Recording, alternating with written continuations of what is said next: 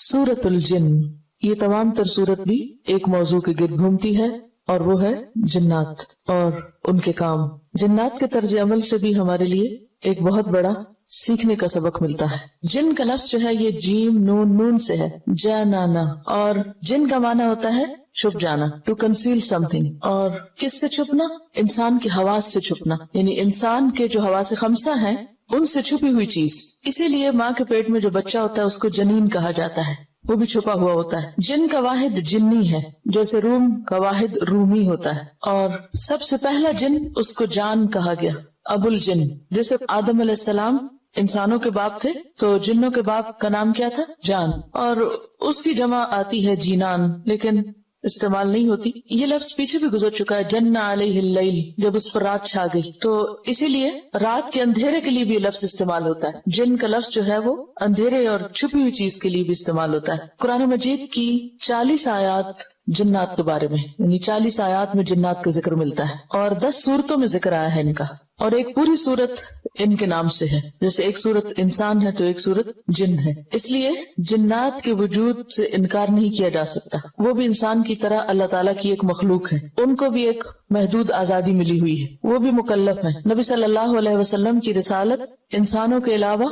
जिन्नात की तरफ भी थी। जब ये कहा गया ना वमा अरसलनाका इल्ला रहमतल लिल आलमीन, तो आलमीन में फिर सिर्फ इंसान नहीं बल्कि जिन भी शामिल है। इसीलिए आप सल्लल्लाहु अलैहि वसल्लम ने जिन्नात के मुतालबे पर उनको कुरान सुनाया। दुनिया की हर सोसाइटी में किसी न किसी शक्ल में जिन का कॉन्सेप्ट जरूर मौजूद, और हर शख्स के पास जिन्नात से मुतल्लिक कोई न कोई कहानी और कोई न कोई कहने की बात जरूर मिलेगी। बल्कि जिन्नात ऐसी मखलूक है जिनसे तारुफ बचपन से ही हो जाता है, यानी बच्चों को बहुत शुरू में ही जिन्नात का तारुफ होता है और आमतौर पर बच्चे एक दूसरे को तारुफ करा देते हैं और बहुत ही दिलपसंद टॉपिक या मशगला होता है। जिन्नात में आमतौर पर तो नाम जो है वो जिन ही है, लेकिन वो जिन्नात जो घरों में रहते हैं उनका नाम आमिर होता है, आमिर। और जो बच्चों से इंटरेक्ट करते हैं वो अरवाह कहलाते हैं। इसी तरह जो बहुत विकेट है वो शैतान है, और सरकश जिन मारिद कहलाते हैं। मजबूत तरीन इफरीत, काला इफरीत मिनल जिन्नी, बहुत ही कवि है कल और बहुत मजबूत, तो गोया उनके भी दर्जे हैं। फिर इसी तरह जो जिन्नात शरीर हैं जिनको शैतान कहा जाता है, तो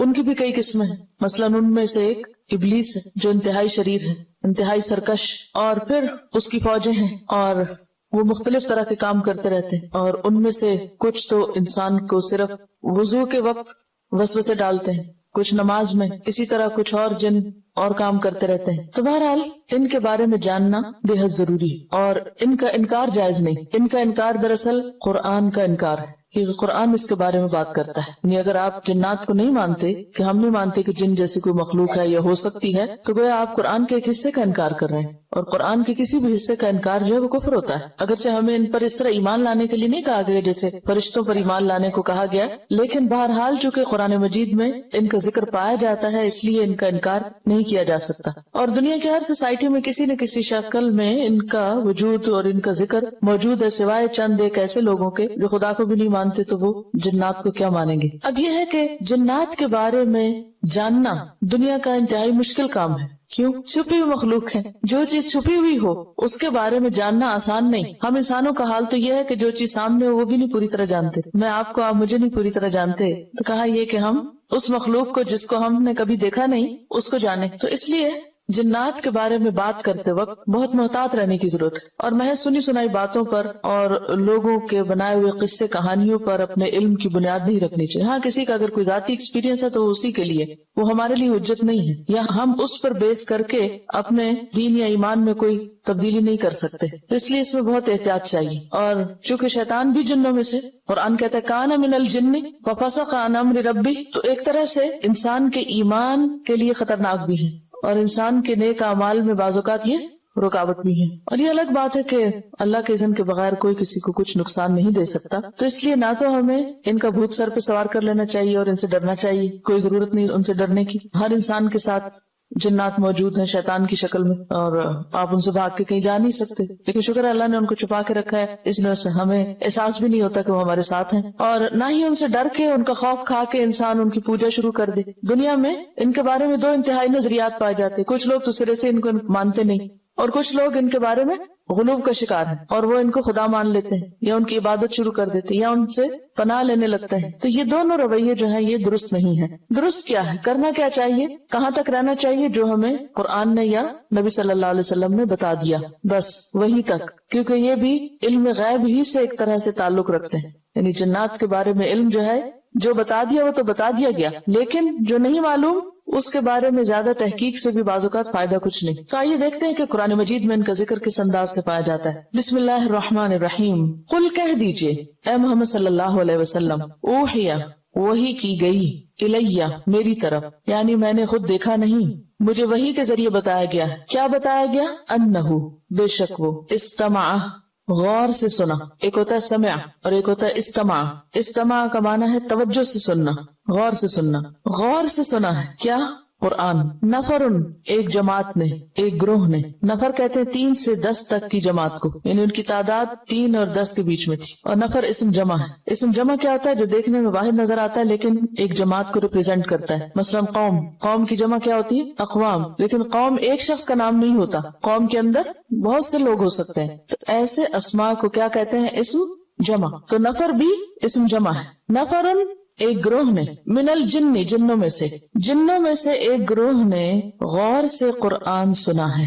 یہ بات مجھے وحی کے ذریعے پتہ چلی ہے اور مجھے کہا گیا ہے کہ میں آگے دوسرے لوگوں کو بھی بتا دوں کہ ایسا ہوا ہے. فقالو تو انہوں نے کہا, کنہوں نے؟ جنوں نے, انا سمعنا بے شک ہم نے سنا ہے. کیا؟ قرآنن قرآن, عجبا عجیب, حیران کن, ہم نے ایک عجیب قرآن سنا ہے. اور عجبا کا لفظ جو ہے یہ مصدر ہے, تعجب ہونا, اور مبالغے کے لیے یہاں پر آیا ہے صفت کے طور پر. اصل میں کیا ہے؟ مصدر, اور یہاں کیسے استعمال ہوا؟ بطور صفت کے. مصدر جب صفت بن کے آتا ہے تو اس میں بہت مبالغہ پایا جاتا ہے, یعنی بہت ہی زیادہ حیران کن. اور یہ حقیقت ہے کہ قرآن اپنے نظم کے اعتبار سے, الفاظ کے اعتبار سے, معنی کے اعتبار سے, فصاحت کے اعتبار سے تمام کلاموں سے جدا ہے, بالکل ایک الگ چیز, کوئی اس کی مثال ہی نہیں. دنیا میں کوئی اور تحریر, کوئی تقریر, کوئی کسی کی بات, کلام, شعر, کچھ بھی اس کے برابر نہیں. اور جنہوں نے پہلی دفعہ سن کر یہ گواہی دے دی, انا سمعنا قرآنا عجبا, کہ ہم نے ایک بہت عجیب قرآن, یعنی حیرت انگیز. عجیب ہمارے یہاں اردو میں ذرا نیگیٹو معنی میں بھی آتا ہے, تو یہاں معنی کیا کریں گے؟ حیرت انگیز, حیرت انگیز قرآن سنا ہے. اب یہ واقعہ کہاں پیش آیا, کب سنا؟ اس کے بارے میں صحیحین میں ایک روایت آتی ہے ابن عباس کی کہ نبی صلی اللہ علیہ وسلم تبلیغ کی غرض سے اپنے صحابہ کی ایک جماعت کے ساتھ اوکاز کے بازار کی طرف گئے. اوکاز اور ظلم جنہ, یہاں میلے لگتے تھے, بازار لگتے تھے جس میں بہت بزنس ہوتا تھا, اور اس کے علاوہ کھانے پینے کا سامان بھی ہوتا اور شعر و شاعری کی مجلسیں بھی ہوتی. تو نبی صلی اللہ علیہ وسلم ایسی جگہوں پر جا کر تبلیغ کیا کرتے تھے, یعنی جہاں لوگ پائے جاتے وہیں آپ جاتے اور وہیں بات سناتے. تو آپ اوکاز کے بازار کی طرف روانہ ہوئے. یہ وہ وقت تھا جب جنات کا آسمان کی طرف پرواز کرنا بند ہو گیا تھا, یعنی اوپر نہیں جا سکتے تھے. وہ آسمان کے قریب جانے کی کوشش کرتے تو شہاب ثاقب ان کا تعاقب کرتے.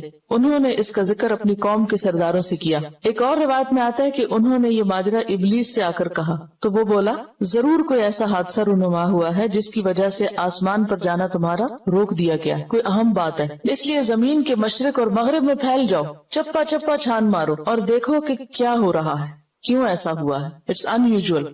تو اسی تلاش میں جنات کا ایک گروہ اس جگہ سے گزرا جہاں آپ صلی اللہ علیہ وسلم نماز ادا کر رہے تھے اور نماز میں قرآن مجید کی سورت طٰہٰ پڑھ رہے تھے. انہوں نے جب یہ سورت سنی تو حیران ہو گئے اور کہنے لگے, بخدا یہی وہ چیز ہے جس کی وجہ سے ہمیں روک دیا گیا تھا. پھر وہ اپنی قوم کی طرف گئے اور وہاں جا کر انہوں نے جو سنا تھا وہ سنایا اور جو جانا وہ بتایا اور اپنے ایمان لانے کا بھی اعلان کر دیا. یہ واقعہ اس واقعے سے مختلف ہے جس کا ذکر سورۃ الاحقاف میں ہوا ہے. سورۃ الاحقاف میں جن جنوں نے آپ کا کلام سنا تھا وہ جن اہل کتاب تھے, کیونکہ وہ حضرت موسیٰ اور ان کی کتاب کا ذکر کر رہے تھے. لیکن یہ جن جو ہے یہ مشرکین ہیں, جیسا کہ آگے اس صورت میں ان کے کلام سے معلوم ہوگا. اور یہ بھی یاد رکھیے کہ نبی صلی اللہ علیہ وسلم کی جنوں سے ملاقات 1 سے زائد بار ہوئی, بلکہ اگر ان روایات کو اکٹھا کیا جائے تو یہ تعداد 6 کے قریب پہنچتی. 6 مختلف ایسے واقعات ہیں جن سے پتہ چلتا ہے کہ آپ صلی اللہ علیہ وسلم سے جنات نے قرآن مجید سنا, اور اس کے علاوہ بھی شاید وہ سنتے ہوں لیکن اس کا ذکر تاریخ میں نہیں ملتا. اب کیا ہوا, جن جنوں نے یہ کلام سنا انہوں نے اس کلام کی بہت تعریف کی اور کہا کہ یہ تو بہت ہی حیرت انگیز کلام ہے, اور فوراً سمجھ گئے کہ یہدی الی الرشد, ہدایت دیتا ہے، رہنمائی کرتا ہے رشد کی طرف. رشد کا معنی یہاں حق، ایمان اور درست بات ہے. ویسے رشد و ہدایت کا لفظ ہدایت اور رہنمائی کے لیے آتا ہے، لیکن یہاں اس سے مراد ایمان ہے. یعنی یہ کتاب، یہ قرآن ایمان کی دعوت دیتی. فآمنا بہ، تو ہم اس پر ایمان لے آئے. اس کتاب سے ہمیں پتہ چلا ہے کہ ایمان لانا ہے اللہ پر، تو ہم مان گئے. وَلَن نُشْرِكَ بِرَبِّنَا أَحَدًا، اور ہرگز نہیں ہم شریک کریں گے اپنے رب کے ساتھ کسی ایک کو بھی، کسی دوسرے کو رب کے برابر نہیں ٹھہرائیں گے. وَأَنَّهُ، اور بے شک وہ، تعالی بہت بلند ہے، جد ربنا، ہمارے رب کی شان. جد کا معنی ہوتا ہے بزرگی، عظمت، جلال، حکومت، دوسروں کے مقابلے میں بلند ہونا. حضرت انس کہتے ہیں کہ کان الرجل اذا قرأ البقرہ وآل عمران جد فینا، کہ ہم میں سے جو شخص البقرہ اور آل عمران پڑھ لیتا اس کا مرتبہ ہم سے بلند ہو جاتا، یعنی ہم میں سے وہ بلند مرتبہ سمجھا جاتا ہے، یعنی اس کا درجہ زیادہ ہو جاتا. وَأَنَّهُ تَعَالَى جَدُّ رَبِّنَا، اور یہ کہ بلند ہے ہمارے رب کی شان، عظمت. مَتَّخَذَ صَاحِبَةً، نہیں بنائی اس نے کوئی بیوی. صاحبہ کا لفظ جو ہے یہ صاحب سے، صاحب کس کو کہتے ہیں؟ ساتھی کو. صحبت سے یہ لفظ ہے، ساتھی، دوست. تو بیوی کو صاحبہ کیوں کہا گیا؟ اور ہمارے اردو میں فلاں صاحب اور فلاں صاحبہ، تو وہ صرف ساتھی کے معنوں میں، یا جیسے ہم کہتے ہیں نا سسٹر فلان، یعنی آپ اس معنی میں سمجھیے، یعنی آنر دینے کے لیے یا عزت دینے کے لیے. اور صاحبہ کا لفظ جو ہے یہ اس میں دوستی کا معنی بھی پایا جاتا ہے اور عزت اور آنر کا معنی بھی. اور عربی میں یہ لفظ بیوی کے لیے استعمال ہوتا ہے، زوجہ کی طرح ہے. اور بیوی چونکہ ساتھی بھی ہوتی ہے، دوست بھی ہوتی ہے. تو متخذ صاحبۃ، نہیں اس نے بنایا بیوی، یعنی اللہ کی کوئی بیوی نہیں ہے. ولا ولدا، اور نہ کوئی اولاد. اللہ کی نہ بیوی ہے نہ بچے ہیں، عام زبان میں جیسے ہم کہتے ہیں. وہ ان چیزوں سے بہت اونچا ہے، بہت بلند ہے. یہ انسانوں کی کمزوریاں، انسانوں کو ضرورت ہوتی ہے سہاروں کی، بیوی کی، پھر بچوں کی، لیکن اللہ کو ایسی کوئی ضرورت نہیں ہے. اس لیے اس نے کسی کو اپنی بیوی نہیں بنایا اور نہ بچے بنایا. وَأَنَّهُ، اور بے شک وہ بات یہ ہے کہ کانا ہے، یقول کہتے، سفیہنا، ہمارے نادان. سفیہ کا لفظ بہت دفعہ آپ پڑھ چکے ہیں، سفہا اس کی جمع ہے، سفہا اس کا ماضی ہے، اور سفیہ ہوتا ہے جاہل. اصل میں صفاحت میں ہلکا پن پایا جاتا ہے. جیسے کہ جو کوئی پیٹ کا ہلکا ہوتا ہے نا، تو وہ کیا کرتا ہے؟ بے سوچے سمجھے بولتا چلا جاتا ہے، یعنی جس میں کوئی ڈیپتھ نہیں ہوتی، کوئی گہرائی نہیں ہوتی، کوئی غور و فکر نہیں ہوتا، تو اس کو کیا کہتے ہیں؟ ناسمجھ، بے وقوف،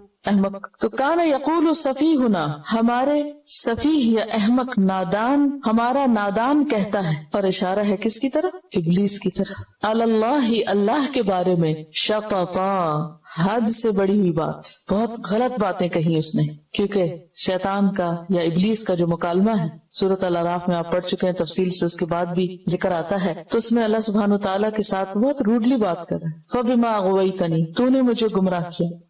اور اسی طرح اور بھی جو باتیں کرتا ہے وہ کوئی سمجھداری کی باتیں نہیں. اب دیکھیے کہ جو شخص کسی کی عزت کرتا ہے وہ دراصل اپنی عزت کرتا ہے. کیوں کہتے ہیں کہ اپنی عزت اپنے ہاتھ میں ہوتی؟ جب آپ کسی کو عزت دیتے ہیں تو دراصل دوسرے کے دل میں اپنی عزت اور جگہ اور مقام بناتے ہیں، اور اگر آپ کسی کی بے عزتی کرنے پہ تل جائیں تو دراصل اپنی عزت کو بھی نیلام کر رہے ہوتے ہیں. تو یہاں پر ابلیس نے جو کچھ اللہ سبحانہ وتعالیٰ کی شان میں، اتنی بلند ہے اس کی شان جس کا یہ اعتراف بھی کر رہے ہیں، تعالی جد ربنا. اور ہم بھی ہر نماز میں شروع میں جو دعا پڑھتے ہیں اس میں الفاظ ادا کرتے ہیں، وتعالی جد کا، اقرار کرتے ہیں کہ اللہ تیری شان بہت بلند ہے. تو یہاں بھی اللہ کی شان تو بلند ہے، لیکن جو لوگ اللہ کی عظمت نہیں پہچانتے، اللہ کی قدر نہیں جانتے، وہ اللہ کے بارے میں ناروا باتیں کرتے ہیں. اور ایسے سارے لوگ کیا ہیں؟ ناسمجھ ہیں. اور سب سے پہلے اس ناسمجھی کا ثبوت ابلیس نے دیا تھا، کیونکہ فرشتے تو بہت ادب احترام کے ساتھ بات کر رہے تھے اللہ تعالیٰ. وَنَحْنُ نُسَبِّحُ بِحَمْدِكَ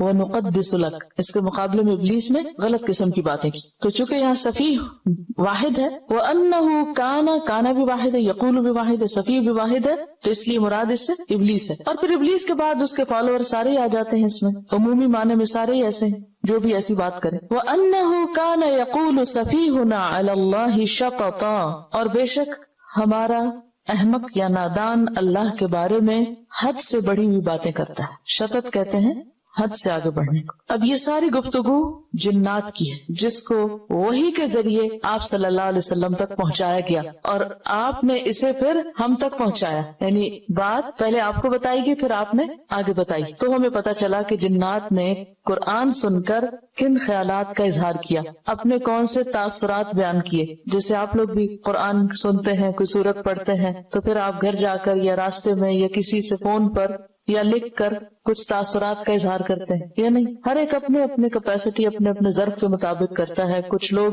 جنات کی طرح جن ہوتے ہیں اور وہ فوراً کیا کرتے ہیں. ہاں یہ بھی یاد رہے کہ جن کا لفظ جو ہے انسانوں کے لیے بھی استعمال ہوتا ہے جو بہت تیز ترار ہو. یعنی ڈکشنری میں جن کا اطلاق ان انسانوں پر بھی ہوتا ہے کہ جو بہت تیز کام کرے اور بہت ایکٹیو ہو اور بہت انتھک کام کریں اور یعنی بہت قوت ہو جن میں. تو کچھ انسان ہوتے ہیں جنات کی طرح اور ان کو کہتے بھی فلاں شخص تو جن ہے, جنوں کی طرح کام کرتا ہے. جیسے ملائکہ کے بارے میں ایک تاثر ہے بہت نیک اور شریف ہوتے ہیں, اسی طرح جنات کا ایک تاثر ہے کہ بہت قوت والے ہوتے ہیں اور بہت ہوشیار ہوتے ہیں اور تیز ہوتے ہیں اور جلدی کام کرتے ہیں اور بہت زیادہ کام کرتے ہیں. اور واقعی آپ دیکھیں کہ پہلی دفعہ قرآن سن کے سارا مطلب سمجھ گئے اور اس کی گہرائی میں پہنچ گئے اور اس کی مراد سمجھ گئے اور پھر اللہ سبحانہ وتعالیٰ کو ان کی بات اتنی پسند آئی کہ وہ بات وہ تاثرات آگے بیان کیے گئے اور پھر ہم تک پہنچائے گئے. تو ایک اچھی بات جو ہوتی ہے یعنی بیسیکلی کیا ہے, یہ قرآن کے بارے میں جنات کے خیالات کا اظہار ہے یا قرآن کی تعلیم کے بارے میں. تو اس سے یہ بات بھی پتہ چلتی ہے کہ قرآن سن کے سو نہیں جانا چاہیے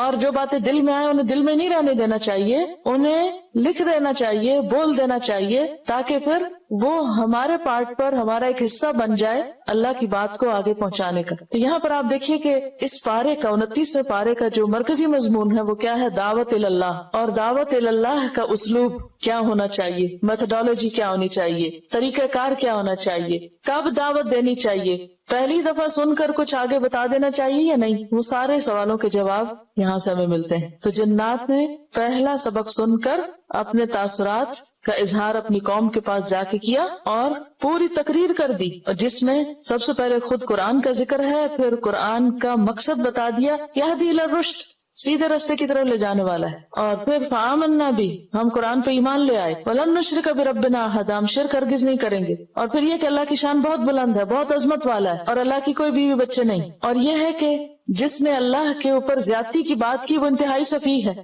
انتہائی بے وقوف ہے, اور وہ اس کو ڈسون کر رہے ہیں اور منکر کو کھل کے منکر کہہ رہے ہیں کہ وہ سفیہ ہے. اب آپ دیکھیے کہ شیطان جو ابلیس اب سرکش, انتہائی سرکش, اس کے بارے میں کیا کرے, سفیہ ہونا. کہتا ہے سفیہ ہونا, ہمارا سفیہ ہے, ہم میں سے ہے لیکن سفیہ ہے جو اللہ کے بارے میں ایسی بات کرے. تو آپ دیکھیے کہ کس طرح کھل کھل کے حق کا اظہار کیا ہوا ہے, نڈر ہو کر. وَأَنَّا ظَنَنَّا, پھر اپنی غلطیوں کا اعتراف بھی ہے. اور بے شک ہم سمجھتے تھے کیا أَلَّن تَقُولَ الْإِنسُ وَالْجِنُّ, کہ ہرگز نہیں کہہ سکتے انسان اور جن, عَلَى اللَّهِ, اللہ پر, کذبا, جھوٹ. اب یہاں پر ظنّا انا نہیں ہے, اس لیے ظنّا کا معنی گمان کریں گے, یقین نہیں کریں گے. اور ہم سوچا کرتے تھے, ہمارا گمان تھا کہ انسان اور جن اللہ پہ جھوٹ نہیں کہہ سکتے, یعنی جو بھی کہتے ہیں صحیح کہتے ہیں. اور اب یہ خود اعتراف کر رہے ہیں اپنے غلط خیالوں کا اور اپنے خیالات کی خود تردید کر رہے ہیں. اچھا, ہم اگر زندگی میں کبھی ماضی میں غلط قسم کے خیالات رکھتے ہوں عقیدے میں یا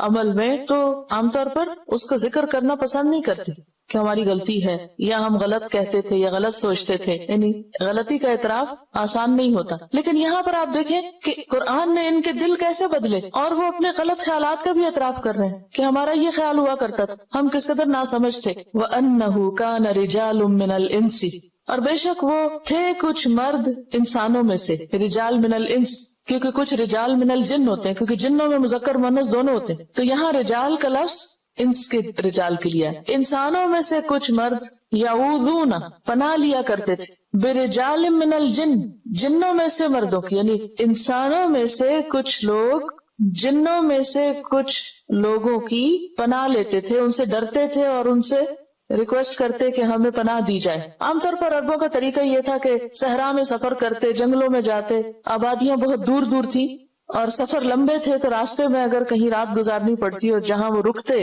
تو وہاں ان کو ڈر ہوتا کہ یہاں جن ہوں گے اور مختلف طرح کی اور نقصان دینے والی چیزیں ہوں گی، تو وہ کیا کرتے؟ سارے شر سے بچنے کے لیے جنوں کی پناہ مانگتے کہ میں اس وادی کے رب جن کی پناہ لیتا ہوں، وہ میری حفاظت کرے تاکہ مجھے کوئی نقصان نہ پہنچے۔ تو اس کی طرف یہاں اشارہ ہے۔ اللہ کے سوا کسی سے پناہ لینا سب شرک، صرف اللہ ہی ہے جو پناہ دے سکتا ہے۔ اور یہ جو یعوذون کا لفظ ہے نا، عین واو دال سے، عاذ یعوذ کا معنی ہوتا ہے کسی کی پناہ طلب کرنا، اسی سے لفظ تعویذ ہے۔ یہ جو تعویذ لکھتے لکھاتے ہیں نا، اگر اللہ کے علاوہ کسی اور کی مدد مانگی جائے، خواہ کوئی فرشتہ ہو خواہ کوئی جن ہو، تو شرک ہے۔ لہٰذا ایسے تعویذ لکھے ہوئے جن کے اوپر نمبرز ہوتے ہیں اور کوئی پتہ نہیں چلتا کہ اس سے مراد کیا ہے، اور بعض آپ نے اگر کبھی دیکھے ہو تعویذ تو ان کے اوپر عجیب و غریب جنوں کے نام اور عجیب و غریب قسم کے لفظ لکھے ہوئے ہوتے ہیں، اور جن سے مراد کچھ ارباب